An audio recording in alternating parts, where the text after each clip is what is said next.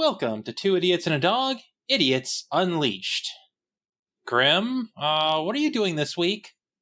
What do you mean? We're recording. Are you still playing Baldur's Gate 3? No. Yes. Why are you even still playing that game? It's got amazing characters, wonderful story, well polished, no microtransactions. Who plays video games for the story? It's just about killing people. That is not true. We will not discuss my murder hobo character. Anyways, I'm Zolgar. I'm Grim, and Kaiju is right here for once. Curled up next to me, being all adorable. Probably because you left your door open this time. Yeah, I do that once in a while. So, just a quick warning, this is an uncensored podcast, so you may hear adult language or other content not suited for children, the workplace, or, frankly, human consumption. I guess we should have a conversation about what we just kind of sort of talked about. That sounds like some idiot idea. Well, I have good news for you. It was an idiot idea. Your idiot idea. Why do they let me make decisions? Because I'm too fucking lazy to. Tell me about it. And Kaiju does not have thumbs. If Kaiju chose episodes, it would every week would be ball, treat, Nap. belly Ball, rub. treat. Belly rub. Nap. So, in case you didn't figure it out, this week our topic is discussing storytelling in video games. Because, believe it or not, for some reason, our video games art/storytelling is still a point of contention in this, the year of our Lord, 2023. Not my lord, I didn't vote for him. Anyways, if you have an idea for a topic for us, please save us from making our own decisions anymore. You can let us know on our Discord or social media, but you can only vote in the topic poll on Discord. Something, stand back. We were unleashed a long-ass time ago. For our sins. Or is it for their sins that were forced upon them? God, we are just... What did you do to get us thrust upon you? Seriously. Which divine entity did you piss off? Gods help us all. There is no God. I killed him. Ate his corpse. Should at least use barbecue. No. Ugh. What's even the point then? So, back on topic. I made a nice curry. Nah. For a god, you want barbecue. Anyway. God curry is pretty good. Back on topic. Yeah, for some reason, this is still a debate. In case you can figure it out from the way we're just not taking this as seriously as we probably should be, both of us are firmly in the, of course it's fucking storytelling, you idiots, camp. Yeah. As much as I joke about it sometimes, video games are a very powerful medium for storytelling. And that's actually one of the reasons I don't play a lot of them anymore, because I don't have the focus or attention span required for the stories these days. I lose track of what's going on, and then I just kind of wander off. Huh? What were we doing? I think we're recording an episode. What was the topic again? Why Grim is a big fat stupid head. I mean, that just boils down to nature versus nurture. I mean, really. I don't think we're smart enough to have that discussion. I'm not sure we're smart enough to have this discussion.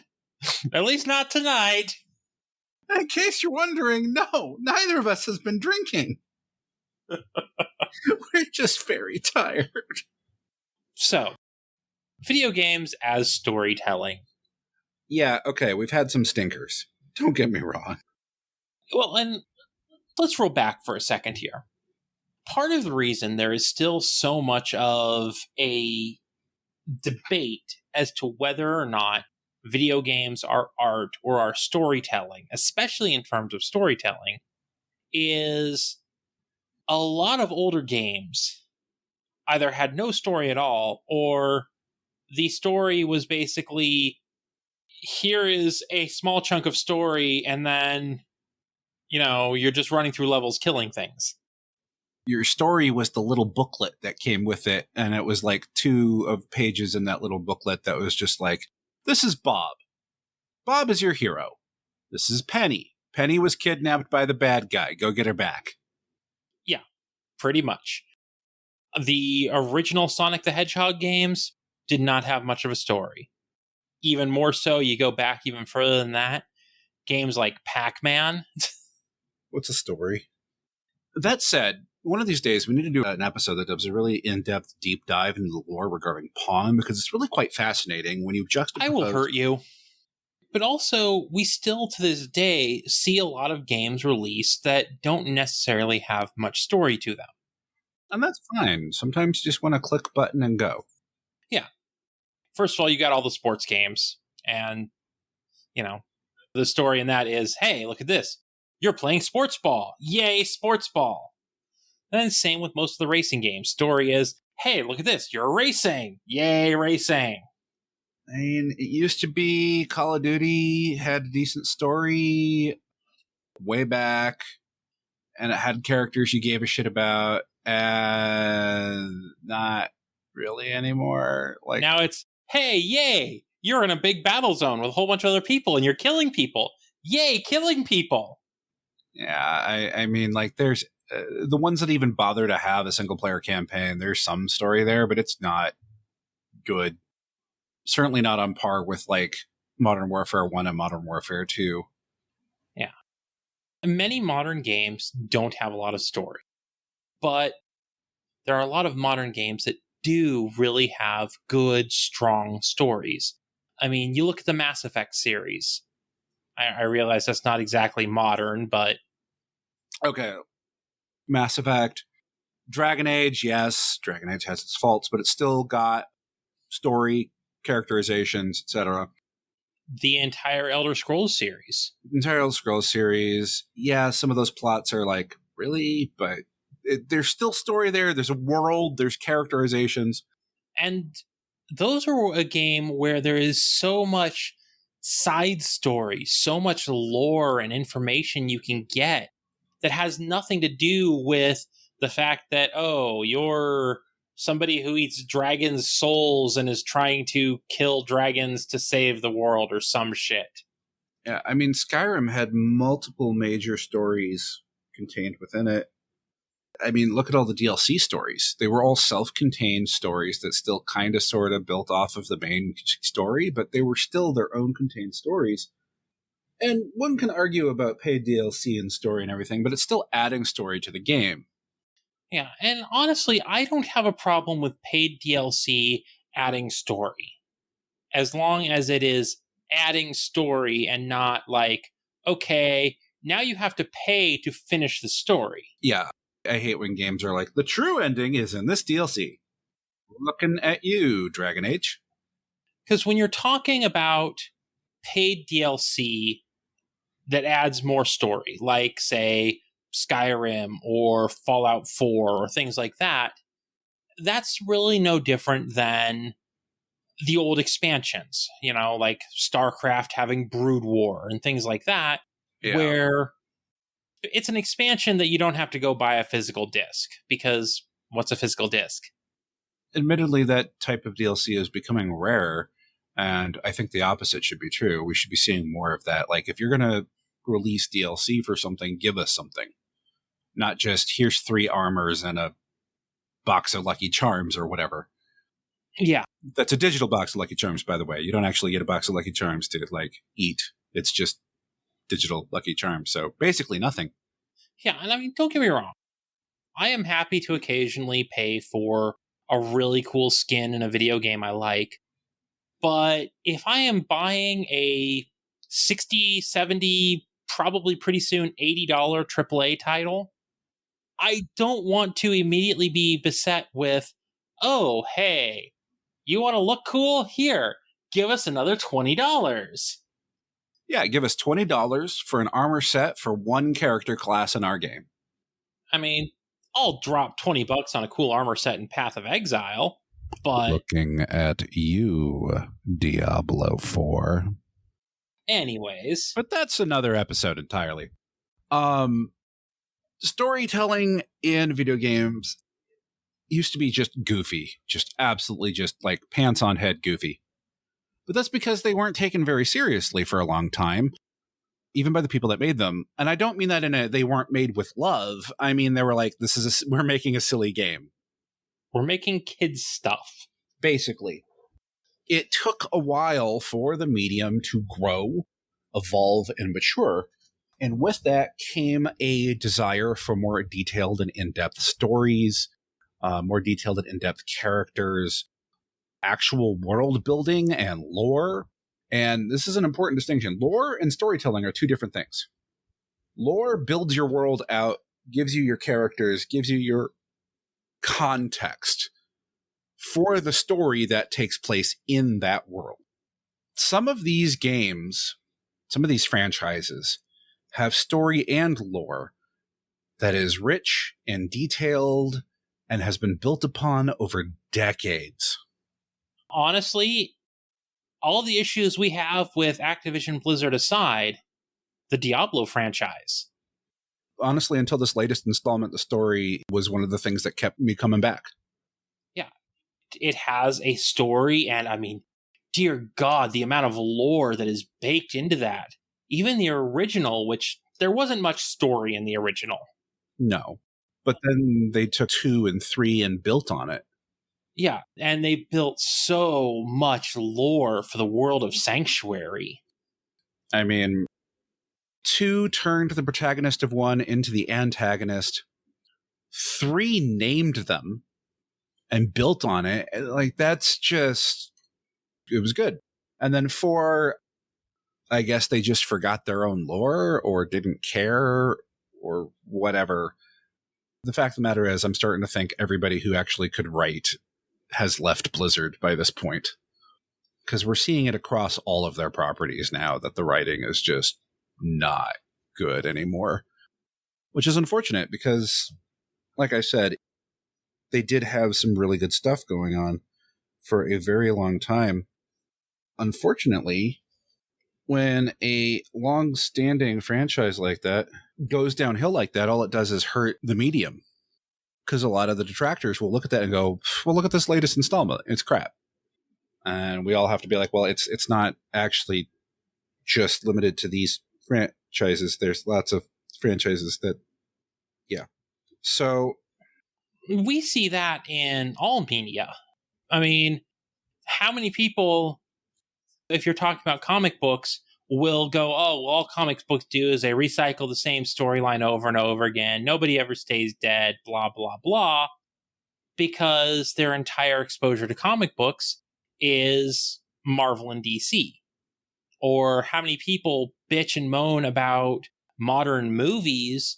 There's nothing original, there's nothing new, because that's what's big. The Hollywood blockbusters are either superhero movies or remakes or 20-year later sequels. People have a tendency to judge entire sections of media based upon the biggest names in it. there are so many of these franchises that have risen and fallen, but there's also some that are practically titans of storytelling and lore. The problem is there are a lot of these franchises that will do things like kind of make you work for it a little bit. And I actually like that, but there's a lot of people that are turned off by that. You know, oh, you want to know the story? Well, you have to actually like piece it together. We're not just going to hand it to you. Prime example is From Software games, Dark Souls, etc. They tend to mostly feed you the story through environmental storytelling, a very little dialogue, and mostly item descriptions. And they'll tell you a little story about, you know, you pick up a sword from a boss or something and read the description, and it'll tell you, you know, a little bit about this, how this was actually a tragic figure and making your victory kind of a little bittersweet. But at the same time, you have relieved this tragic figure of their suffering by putting them down type of thing. That's especially common in their Dark Souls franchise, by the way. But there are also a lot of other franchises that will just straight up feed you tons of story. And I mean tons of story. How many JRPGs are so heavily loaded down with story that sometimes it feels like you may as well be reading a novel instead of playing a video game? Yeah. And that's not always a bad thing, but sometimes it can be. As with most things, balance seems to be the key. Find that happy medium. And what that happy medium is for you personally is going to vary. So, find the games that you like and stick with them. Final Fantasy for a very long time was incredibly story rich and story driven and had tremendous characterizations. That has really kind of not been the case for a while, unfortunately. This is one of those franchises that has just kind of left me behind. It's still got its fans, and I wish them the best, but I think the last 3 main titles, not counting 14, which is an MMO, have not been for me. And then you've got a game that just came out that we already referenced in the opening, Baldur's Gate 3.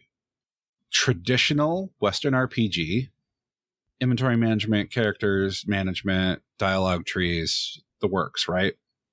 But the level of characterization and storytelling so far has been phenomenal.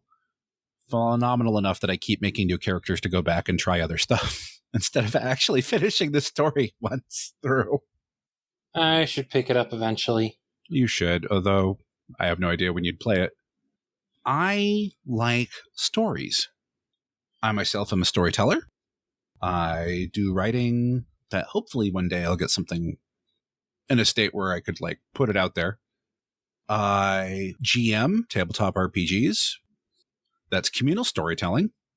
And as the GM, you're creating the main plot that's driving these characters. Now, the buy-in is the player characters need to be invested in that story. And that's going to be a cooperative effort from player and GM. But I like stories. I like turtles. The fuck is wrong with you? Just the fuck is wrong with you? We do not have time for that. So I am one of those players that will play a game, and I'll stick with that game, even if the gameplay isn't that fun, if the story is good. Mass Effect is a great example. Mass Effect 1 was a little rough. It was definitely a product of its time. But the story was really engaging. I'm actually kind of the opposite. I do really enjoy a good story in a game, but for me personally, the gameplay has to engage me as well, because if I don't want to keep playing the game, then trying to get the story becomes a chore for me.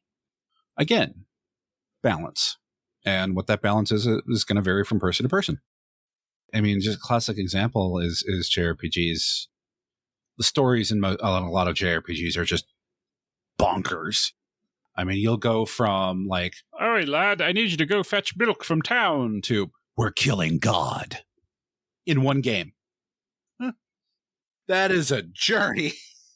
And a lot of the JRPGs specifically also end up requiring you to do a lot of grinding out mindless combat to get powerful enough to go kill God, with no story in that time you're spent grinding. Yeah, they've gotten better as, again, video game development has grown and matured, but it's still kind of common in the genre. I will take just a brief moment here to point out there is a bit of controversy around calling it a genre, or rather calling the genre JRPG. That's the term I grew up with. That's the term I'm familiar with. That's the term I use. Apparently, some people used it derogatorily in the past. Those people are fucking morons. JRPGs, RPGs in general, honestly, Western or Japanese, Korean, etc. Because KRPGs are an entirely different beast that I don't have the mental energy to get into right now. They exist, and they are a wild ride. But regardless of the region that the game is made in, or the style the game is modeled after, because there have actually been Western style RPGs made in the East and Asian style, the Japanese style, the Korean style RPGs that have been made in the West, which is why I think of them more as genre than like a comment on the region personally. But I'm not from those regions, so it's not like I'm the authority. But that said, they're solid games usually. They have great story. Both of them have great story. RPGs in general have typically is where you're going to find your most story because it's right there in the name, role-playing game. You can't play your role if there isn't a story for you to riff off of. But you can find good, solid story in some very surprising places. Up until the final few installments, Halo had a pretty solid story going for it. I'm not sure what they did with 4 and 5, and I've heard mixed things about Infinite, but I haven't played Infinite, so I can't comment. And those are just shooters. You don't anymore. You don't expect a solid, good story from a shooter, which is unfortunate because there are some shooters that have amazing stories. Though, really, shooter and story was only kind of tied together for a very short time. Because you think back on the old shooters like Doom and Duke Nukem, and yeah, those had a story, but they were the bare minimum story of, oh, hey, there's a whole bunch of enemies, you need to kill them to save the world or whatever. And then the funniest thing happened in 2016. They released a new game called Doom. Though, actually, when shooters and story became, started going together, right? Unreal? Where it really happened was 1998. This little game called Half-Life. Unreal walked so Half-Life could run. I'm going to say that right now. That's like the argument between Doom and Wolfenstein being the father of the genre of first-person shooters. Because without one, you don't have the other. Yeah. But yeah, I get what you're saying. There are now a lot of shooters that have great story, and a lot of shooters that have crappy story. And a lot of shooters that have no story at all. Story draws you in, provided, of course, you can find a franchise that has your balance. Too much story, like you said, for you, you lose the plot, you lose focus, you're no longer in the game. I will tolerate a whole lot of mechanical sins for a really good story. There's something I think that we should probably mention here. And that is that one of the places you can find some really good stories in unexpected types of games, the type of games that you wouldn't necessarily expect to have a lot of story these days, like a first-person shooter or something, indie games. Yeah, there's a lot of indie games out there with some really compelling stories. And sometimes because they're indie games, the ability to convey that story is limited. Yeah. A lot of these indie titles are limited by the fact that they're usually like small, like 1 to 5 man teams or 10-man teams or whatever. And they crank this together. And then, so the graphics aren't going to be mind blowing. A lot of pixel art in the indie circles because that's what you can get to work easily. And there's nothing wrong with that, to be clear. I love some good pixel art. Some of the best indie games I've played were pixel art games. Like, just don't at all think that we're trying to take crap on pixel art games here. But they have some deep, compelling, and honestly, fucked up stories. Binding of Isaac is fucked up once you actually like start digging into it. And I don't just mean the unnerving level and character designs. I mean, the story is fucked up. I'm not going to get into it. That story is too dark for us. Never played it. It is incredibly fucked up. That's actually another one that the art style I just can't get past. Yeah, it's fine. It's really good. There's so many good indie games out there with solid stories and a lot of established studios with solid stories. And then there's also a whole lot of in-betweeners.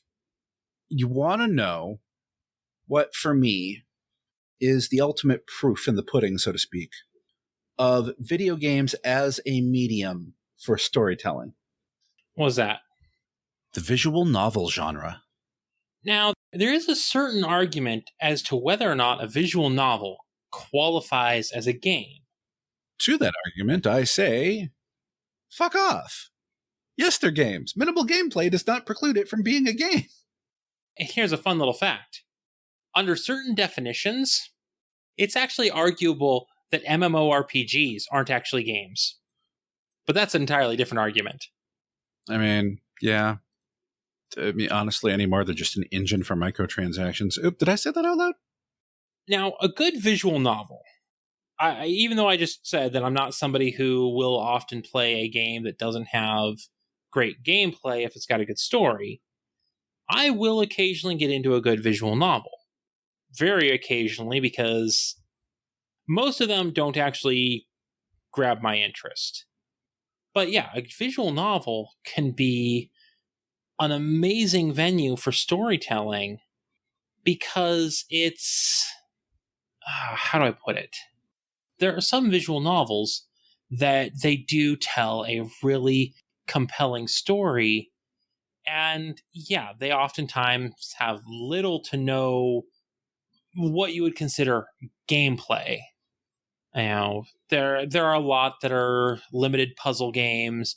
There are a lot that have like choices you can make that will influence the game, but there are also some that it's more of just a choose your own adventure novel with graphics. And that's fine.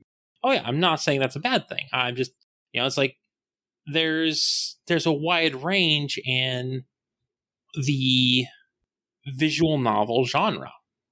And then you've got those that completely subvert the genre on purpose.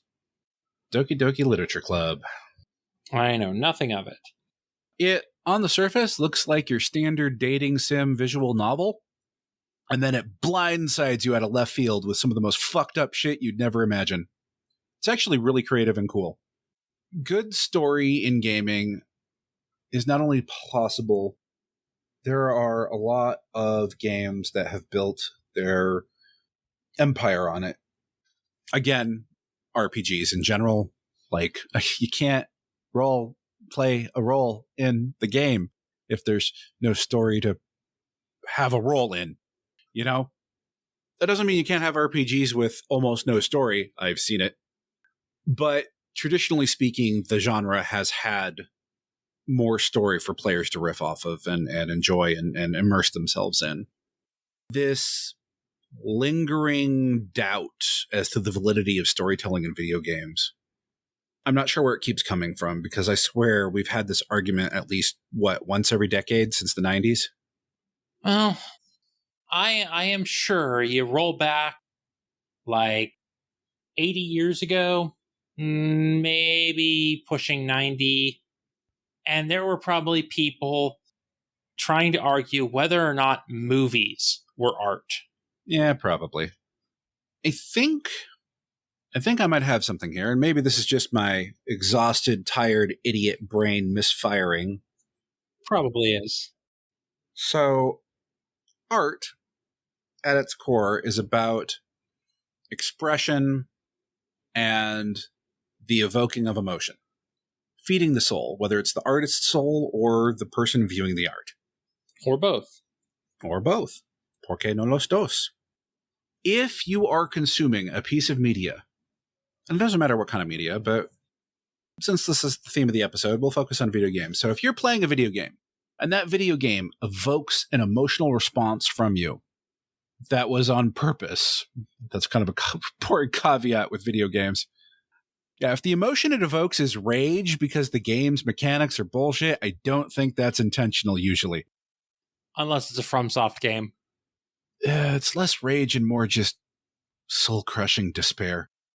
No, it's rage. I hear you playing Souls-likes.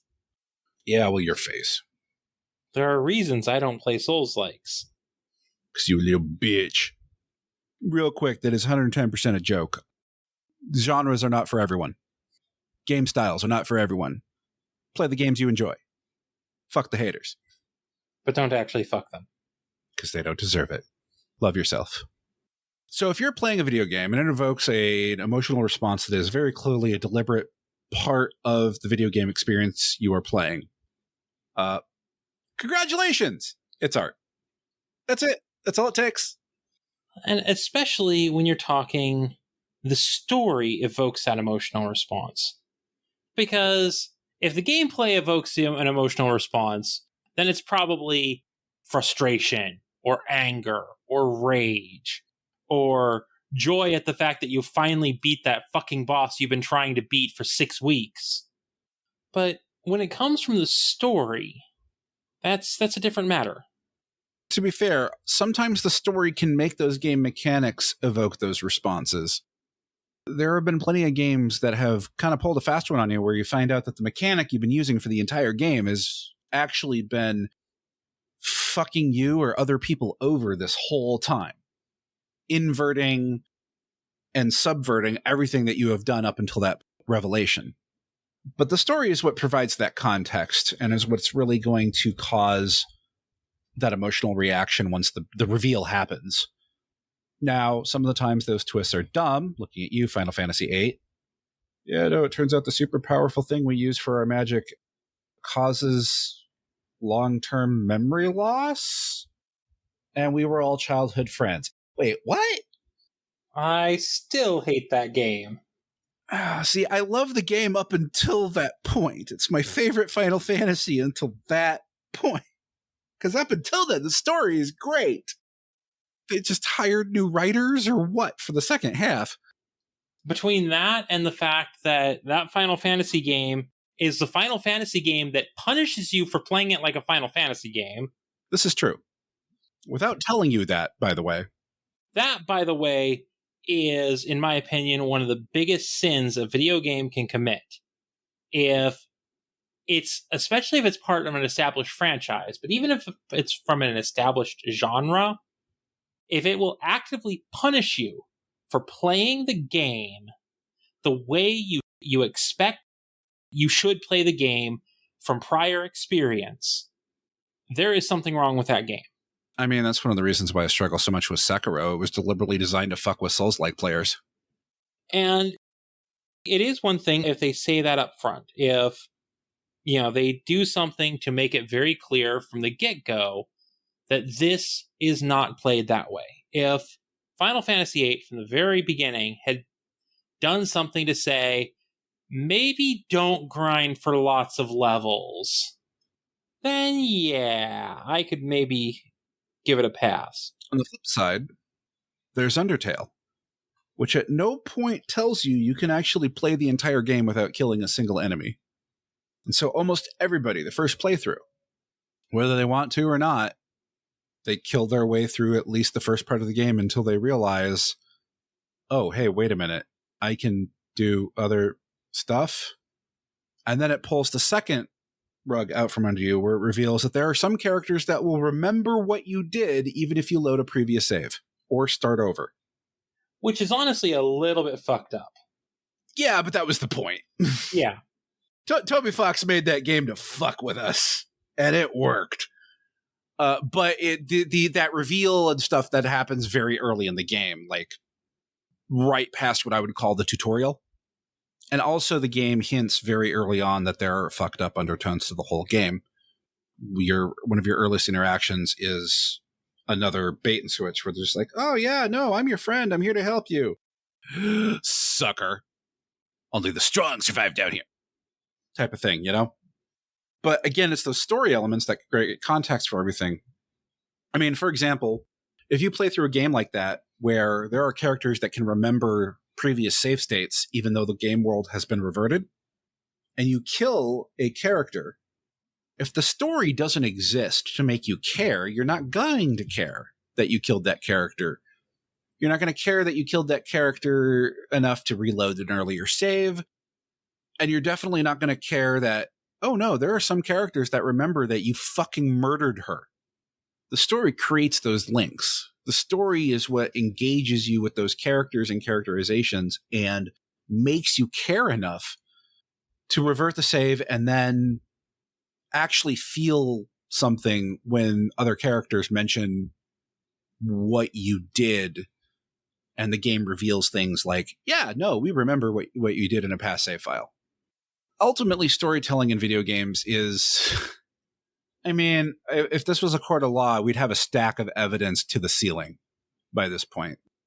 The video games have been around long enough that we have so many examples now of solid storytelling in video games, solid characterizations in video games. I mean, I'm going to drop one more franchise here. Life is Strange. It's not got super deep gameplay. It's mostly conversations and has a time rewinding mechanic. But that time rewinding mechanic has certain limitations, and it all plays into the plot and everything. And there are moments in the story.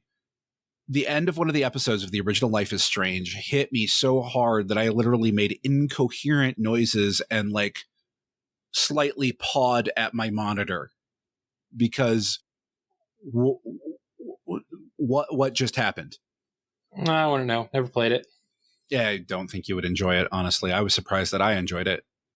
There are so many elements in video games when it comes to storytelling and characterization. There's so many different ways to tell a story in a video game, which is another thing everybody should consider.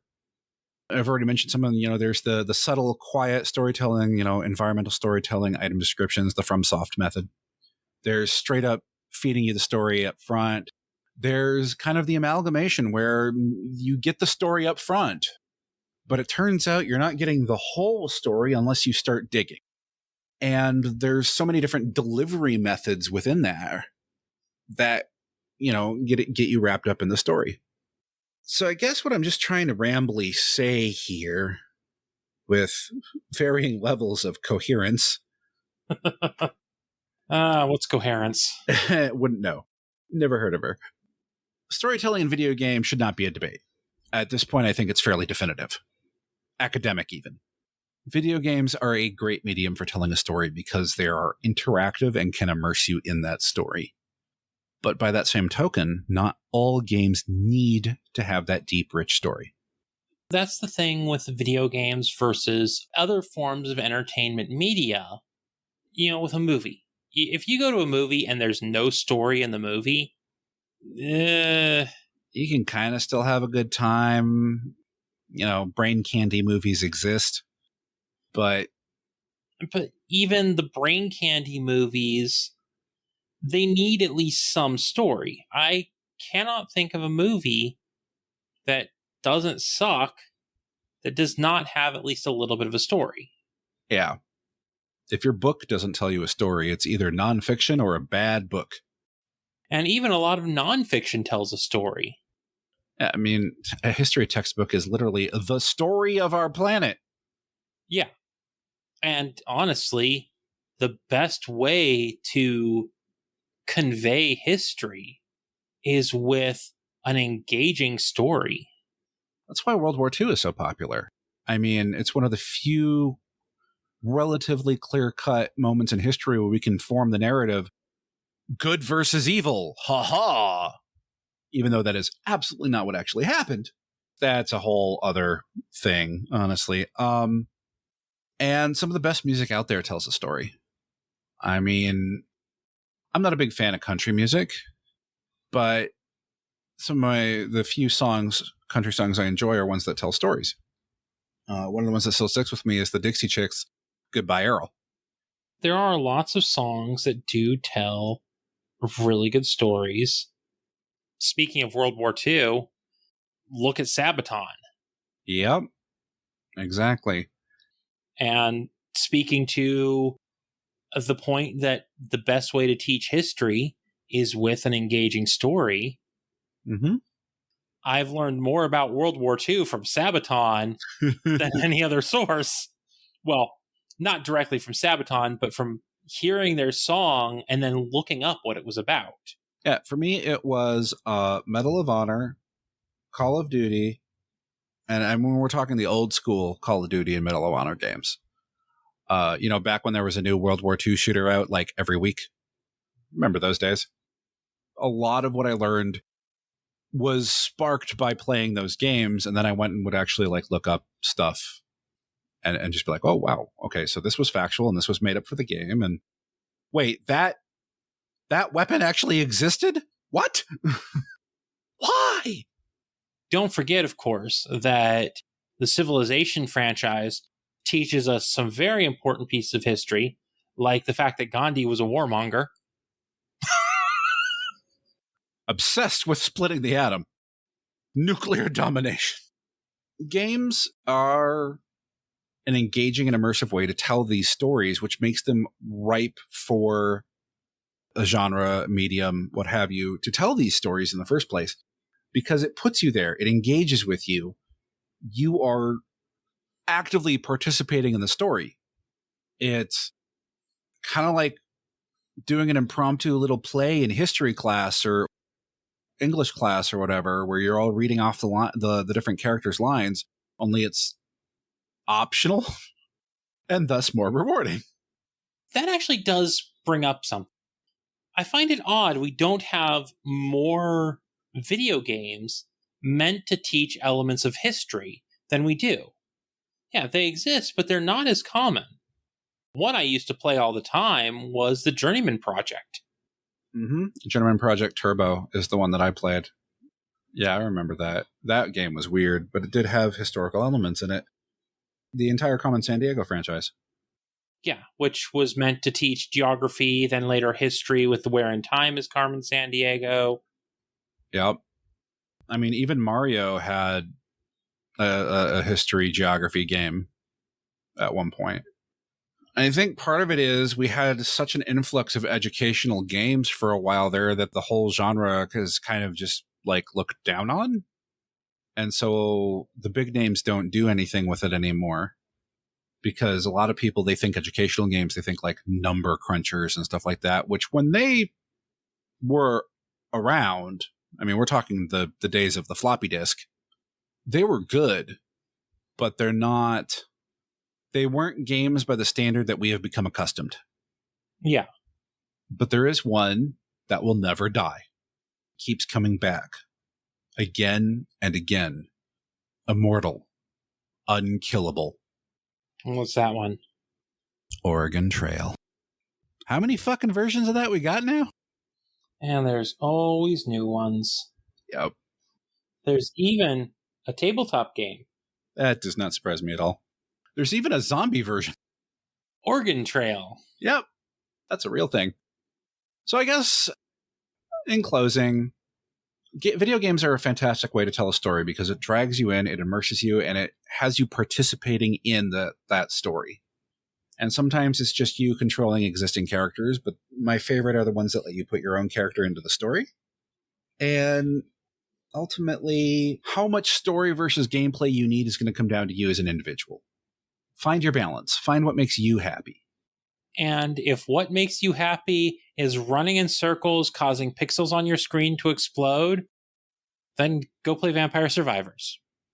Exactly. Go play Vampire Survivors. Well, I think that's it for this week. If you like what we do, please give us a like, follow, rating, and all of that nonsense on your favorite podcatcher.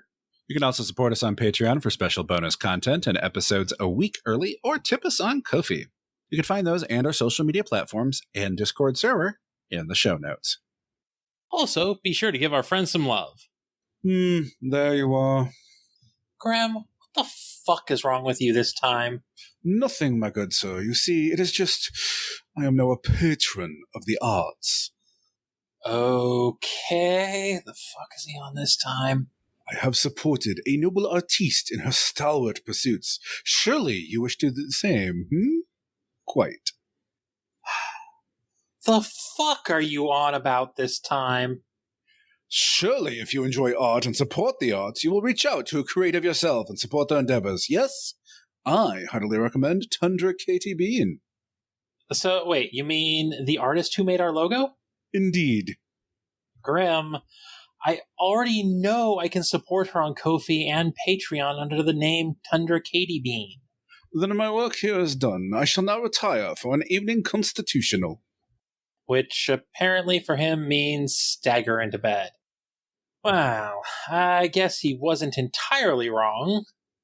Just crazy. You can, in fact, support the very same artist who made our logo on Ko-fi and Patreon. Once again, that was Tundra Katie Bean. And her patrons get first crack at new art before public sale. Well, lead with that next time, you dingbat. Last but certainly not least, we want to give a quick shout out to all of our supporters on Patreon and Ko-fi, especially these idiots. Random Warrior, Rain, and the perpetually banned Athen Mortis. You know